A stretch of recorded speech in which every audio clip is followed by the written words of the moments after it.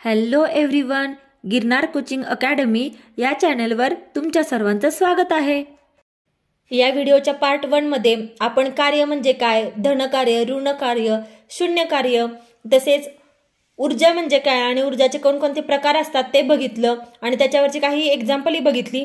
तर ज्यांनी कोणी या व्हिडिओचा पार्ट 1 बघितला नसेल त्यांनी या व्हिडिओचा पार्ट 1 नक्की बघा, लिंक डिस्क्रिप्शन बॉक्समध्ये दिली आहे।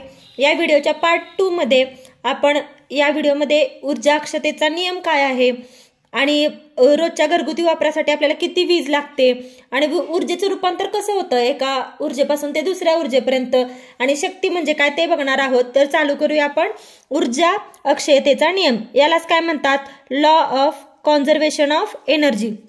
आता काय आहे तो ऊर्जा अक्षयतेचा नियम? तर ऊर्जा निर्माण करता येत नाही आणि नष्टही करता येत नाही, पण तिचे एका प्रकारातून दुसऱ्या प्रकारात रूपांतर करता येते। हा आहे ऊर्जा अक्षयतेचा नियम। म्हणजे ऊर्जा निर्माण करता येते का, तर नाही, आणि ती आपण नष्ट करू शकतो का, नाही, पण काय होतं, ऊर्जेचं एका प्रकारातून दुसऱ्या प्रकारात काय करू शकतो आपण, रूपांतर करू शकतो। हा आहे ऊर्जा अक्षयतेचा नियम। तथापि विश्वातील एकूण ऊर्जा ही सदैव अक्षय राहते। म्हणजे जी पण विश्वामध्ये ऊर्जा आहे ती कधी नष्ट होणार आहे का, नाही, फक्त ते एका प्रकारातून दुसऱ्या प्रकारात असं रूपांतर फक्त होतं। आता आपण जी घरात रोजच्या वापरासाठी जी विद्युत उपकरणं वापरतो, जसं फ्रीज, टीव्ही किंवा अजून काही उपकरणं असतात विजेवरची चालणारी, तर या प्रत्येक उपकरणामध्ये काही ना काहीतरी ऊर्जा असते आणि ते एका ऊर्जेपासून दुसऱ्या ऊर्जेचं रूपांतर होतं। तर आपण एक्झाम्पल बघूयात काही। तर आता विद्युत पंखा, ह्यात विद्युत पंखामध्ये कोणती ऊर्जा असते, विद्युत ऊर्जा असते, पण जेव्हा आपण फॅन चालू करतो त्याला गती प्राप्त होते। म्हणजे काय होतं, विद्युत ऊर्जेचं रूपांतर कशात होतं, गतीच्या ऊर्जेमध्ये। सेम बल्ब असतो तो आपण सुरुवातीला काय असतं, विद्युत ऊर्जा असते ना, बल्ब चालू करण्यासाठी आपल्याला विद्युत ऊर्जेची गरज पडते, पण जेव्हा आपण बल्ब लावतो तेव्हा याच विद्युत ऊर्जेचं रूपांतर कशात होतं, तर ते होतं प्रकाश ऊर्जेमध्ये रूपांतर। सेम आपल्या दारावरची जी बेल असते ती बेल बेल असते, ती जी ऊर्जा असते ती असते विद्युत ऊर्जा, आणि बेल वाजवल्यानंतर आपल्याला आवाज ऐकू येतो। म्हणजेच काय, विद्युत ऊर्जेचं रूपांतर कशात होतं, तर ते होतं ध्वनी ऊर्जेमध्ये। म्हणजे एका प्रकारातून दुसऱ्या प्रकारात त्याचं रूपांतर होतं। सेम जो आपण चार्जर यूज करतो तो चार्जर काय असतो, विद्युत ऊर्जा असतो, आणि त्या विद्युत ऊर्जेचं रूपांतर कशात होतं, तर रासायनिक ऊर्जेत होतं। ही काही आपण एक्झाम्पल बघितली। अशाच बऱ्याच ऊर्जा आहेत ज्याचं रूपांतर एका ऊर्जेतून दुसऱ्या ऊर्जेमध्ये होत असतं। ऊर्जा रूपांतराची अजून काही एक्झाम्पल आहेत ती बघूयात। तर आता जनित्र हे ह्याच्यामध्ये असते यांत्रिक ऊर्जा आणि त्याचं रूपांतर कशात होतं, यांत्रिक ऊर्जेचं होतं विद्युत ऊर्जेत रूपांतर। सेम पंखा किंवा इंजिन हे असतं विद्युत ऊर्जा, त्याचं रूपांतर होतं यांत्रिक ऊर्जेमध्ये। तापक असतं त्याचं होतं विद्युत ऊर्जेपासून उष्णता ऊर्जेत रूपांतर, किंवा जे ध्वनिवर्धक असतं त्याचं पण होतं विद्युत ऊर्जेतून ध्वनी ऊर्जेमध्ये रूपांतर, किंवा दुय्यम घट असतो त्याचं होतं विद्युत ऊर्जेतून रासायनिक ऊर्जेमध्ये रूपांतर। या टॉपिकवरती हमखास प्रश्न विचारले जातात। एखादी वस्तू दिलेली असते आणि त्या वस्तूमध्ये कोणत्या ऊर्जेपासून कोणत्या ऊर्जेमध्ये रूपांतर होतं हे लक्षात ठेवण्यासाठी हा चार्ट किंवा ही डायग्राम खूप महत्वाची आहे। तर याच्यावरून वस्तूवरून लक्षात ठेवा की कोणत्या ऊर्जेचं रूपांतर कोणत्या ऊर्जेमध्ये होतं।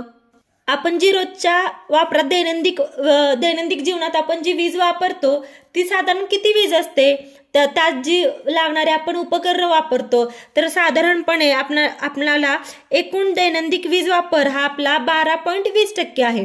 म्हणजे सरासरी 12.20च्या दरम्यान आहे। म्हणजे दूरचित्रवाणी म्हणजे आपण जी टीव्ही बघतो त्यात वापरण्यात येणारी शक्ती किती, किलोवॅटमध्ये ऊर्जा 0.30।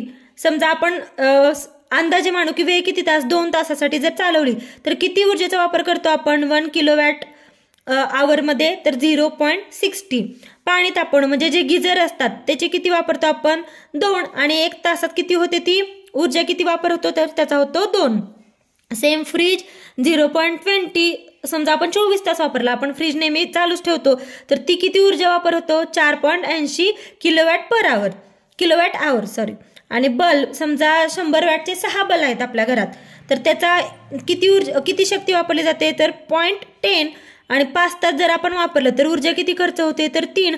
अशी मिळून सरासरी आपण एकूण दैनंदिन वीज आपला किती आहे, विजेचा वापर किती आहे, तर तो आहे 12.5। हा आकडा लक्षात ठेवायचा। दैनंदिन वीज वापर किती अंदाजे, तर ती आहे 12.20%। आता आपण शक्ती म्हणजे काय, म्हणजे इंग्लिशमध्ये पॉवर असं म्हणतात, ते बघूया. तर शक्ती म्हणजे काय असतं, तर कार्य करण्याच्या दरास शक्ती असं म्हणतात. म्हणजे काय, कार्य करण्याचा जो दर असतो, हा दर म्हणजे काय, तर शक्ती. आता शक्ती ही कोणती राशी आहे, तर शक्ती ही आहे अदिश राशी. मग आता शक्तीचा फॉर्म्युला काय, कार्य करण्याचा दर म्हणजे कार्य छेद वेळ, म्हणजे किती वेळात कार्य केले याचा दर म्हणजे असतं शक्ती. म्हणजे शक्ती इक्वल टू कार्य भागिले वेळ किंवा काळ म्हणतो आपण. म्हणजे शक्ती म्हणजे काय, power equal to W/T, work upon time.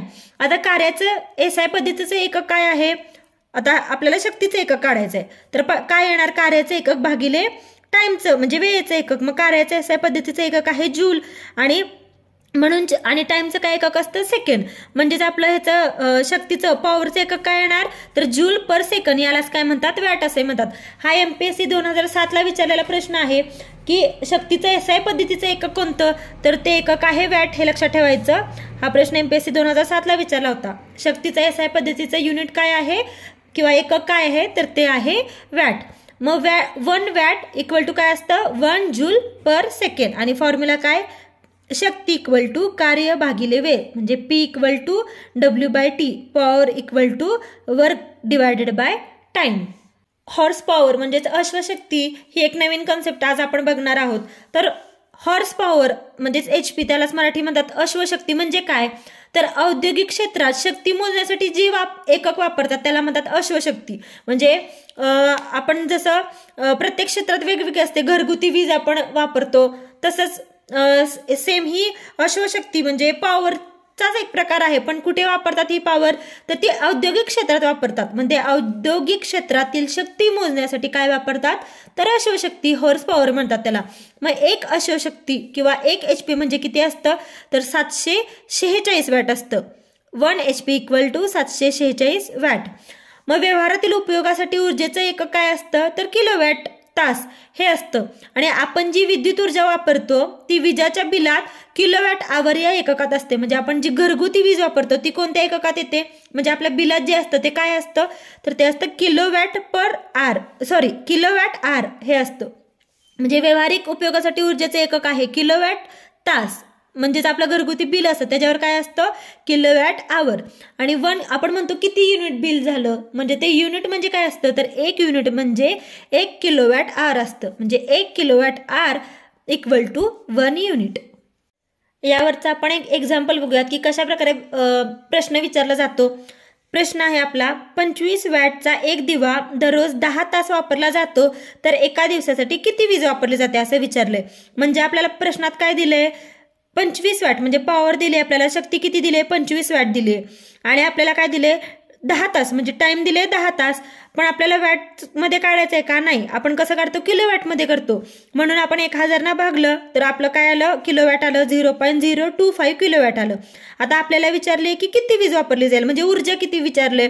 मग ऊर्जा इक्वल टू काय फॉर्म्युला आहे, शक्ती गुणिले वेळ. मग आता व्हॅल्यू आपण इथे पुट करायची. शक्तीची किती आहे, पॉवर किती दिली आपल्याला, 0.025, ती लिहून घेऊया. 0.025 गुणिले टाइम किती आहे, 10.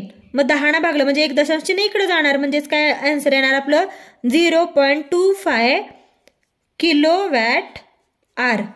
ही झाली आपली ऊर्जा. म्हणजे एका दिवसासाठी किती वीज वापरली आहे, तर 0.25 किलो आवर.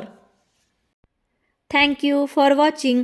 प्लीज व्हिडिओला लाईक करा, शेअर करा, कमेंट करा आणि चॅनेलला सबस्क्राईब करायला विसरू नका. आणि अशा प्रकारचे कोणत्या टॉपिकवरचे व्हिडिओ तुम्हाला पाहायला आवडतील ते कमेंट करून नक्की सांगा.